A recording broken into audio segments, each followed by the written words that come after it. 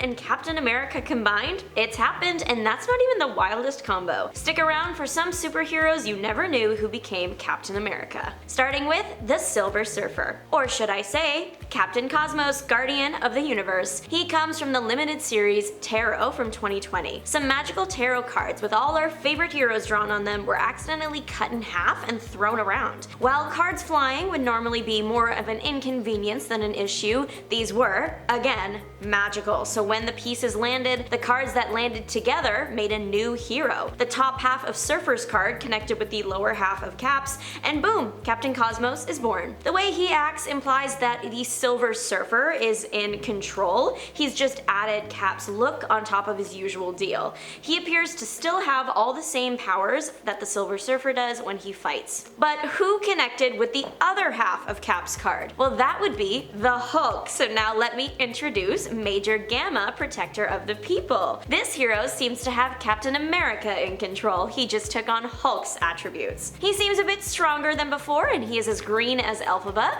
Just because Steve is in control doesn't mean Hulk always takes a back seat. In Tarot 4, Major Gamma did Hulk out and did quite a bit of damage until Captain America got a hold of himself again. So, The heroes, they didn't stay merged forever though. It was discovered that the cards ended up in the hands of some kids, and that's why everything was so chaotic. They traded the magical tarot cards for a cool game on a tablet and put everyone back the way they should have been, but it was fun while it lasted. In Marvel Contest of Champions, Captain America and Iron Man became one, but not in the way that Silver Surfer and Hulk did. This one was less fun and more just tragedy. Marvel Contest of Champions, it's an online game with literally hundreds of playable characters, and an Iron Man teched out Captain America is one of them. This Cap goes by the name Civil Warrior. His Earth's Civil War ended very different than what we are used to. Tony Stark did not survive the fight this time, and even though Cap was fighting him tooth and nail, he felt very sad and guilty afterwards. In his grief, he decided to honor Iron Man by not just promising to make sure a fight like Civil War never happens again, but he also decked himself out in armor infused with Tony's Arc tech and changed his name to Civil Warrior. So in this case, I guess Captain America became part Iron Man, but it fits enough for me. Venom has taken over many a Marvel hero in his lifetime, so it's unsurprising that Captain Venom happened. On Earth 17,084, Steve Rogers was the one to bond with Venom, and it goes surprisingly well. Steve Rogers is just such a good leader that even a feral sim can't help but stay in line.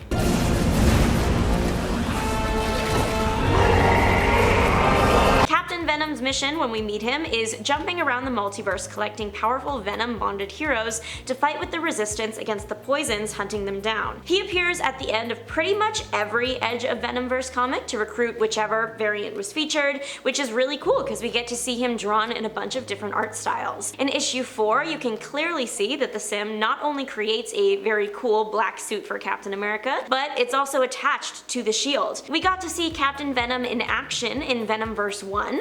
Unfortunately, that was also the issue in which he was outmatched by a poison-infused Hulk and captured. He put up a serious fight though. Jessica Jones from Earth TRN 988 is everything she is on Earth 616, plus the Captain America shield. Captain Jones was featured in the variant series from 2022. It appears that this Jessica's early life was very similar, if not exactly the same, as her 616 counterpart. Their paths diverged after Jessica was free from the Purple Man. This Jessica Jones became Captain America, and she did lead the Avengers of her world, that is, until Ultron dealt a devastating blow to the team, destroying their mansion and presumably many members of the Avengers. But Captain America doesn't stay down, and she continued to fight for the greater good, even though she was dealing with so much grief. She's a great choice for the Captain America mantle. Thanks to the chemical incident, she's got all the superpowers needed to carry the weight of the world on her back. Next, Captain Alexis. I will admit that I didn't even know about this one because I didn't even know Alexis existed, and that is on me. Alexis was born out of the Ultron Pym fiasco. Pym created an anti-Ultron virus, and she was part of the 6 AIs spawned from that.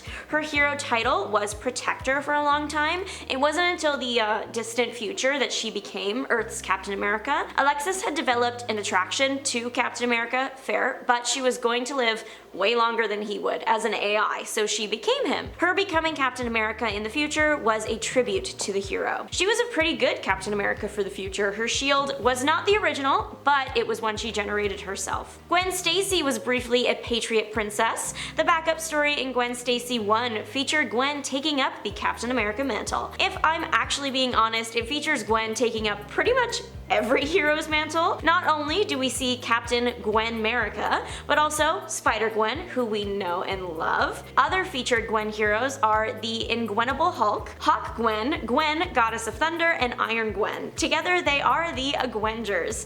I don't think Gwen is a real word to me anymore, but it's fine. Gwen as Captain America works for a number of reasons. She looks the part, blonde hair, blue eyes, plus she always stands up for the little guy. Flash? You still on for after school today? My house, 3:30? Kind, determined, stubborn, and patient, she would be a great Captain America if they ever needed someone new. I love DC and Marvel crossovers because it gives us with things like Captain Superman. In JLA Avengers 4, Superman briefly carries Captain America's shield and Thor's hammer, so he's like double awesome. It should be surprising to no one that Superman is worthy of both the shield and the hammer. The reason Steve wasn't being Captain America in the fight and carrying the shield was he decided to be the guy in the chair for the battle. He literally bestowed the shield onto Superman and it was beautiful.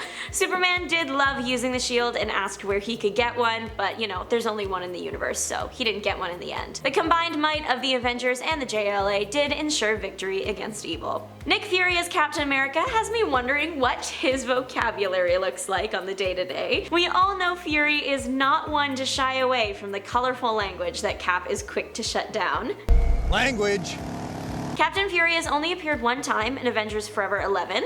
In his world, Earth 92,227, he is part of a rebel group of heroes trying to take back the world.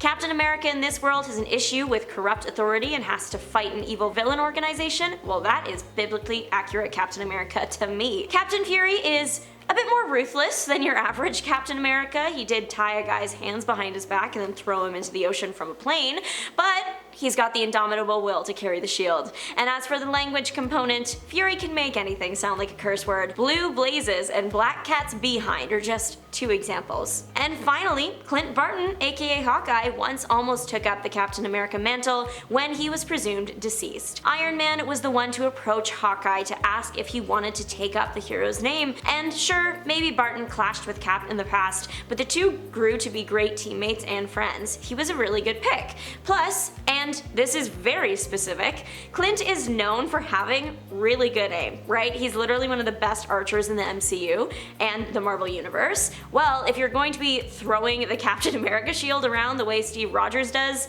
you need to have good aim. However, Barton was talked out of becoming Captain America, and the shield went to Bucky Barnes instead, a decision Clint did not approve of. And this all went down in Fallen Sun, The Death of Captain America 3, and Captain America Volume 5, Issue 37. But what do you think? Was Hawkeye the better choice, or were you Team Bucky? Let us know, and if you want more, check out Superhero Showdowns that no one saw coming. Posts detail some wild comic fights from over the years. Thanks for watching, don't forget to like, comment, and subscribe. Bye!